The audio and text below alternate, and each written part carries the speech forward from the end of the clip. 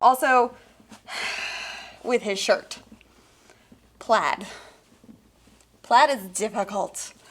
So if you actually look at what I did here, I indicated plaid.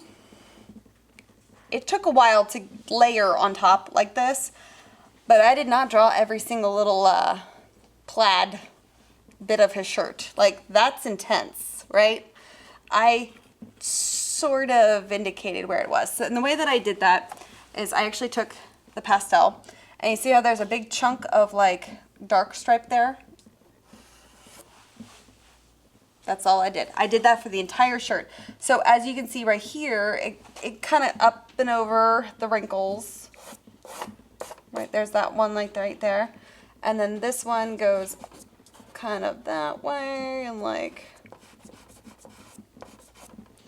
I followed the shape for the most part.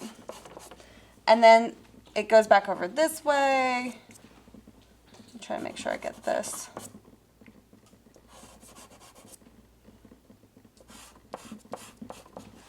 Right? So just by doing that, and then I layered in some yellow, I layered in some white, I layered in the brown just to kind of neutralize it a little bit, just like I did with the background, right? That is how I got this crazy shirt to look like plaid.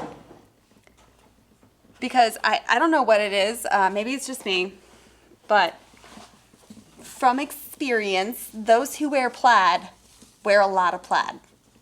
And Lloyd here, I'm so glad I put in the plaid shirt because I found out that he almost exclusively wears plaid. And if I had drawn him without a plaid shirt, I would have been doing him a disservice, you know? So it's one of those things that you don't have to make it super complicated, but if you just indicate here and there, like, you know, and I layered white on top of blue and then the yellow for the lights, like, it, you know, it wasn't perfect, and I know it's not perfect, but it's just enough to indicate that it's plaid.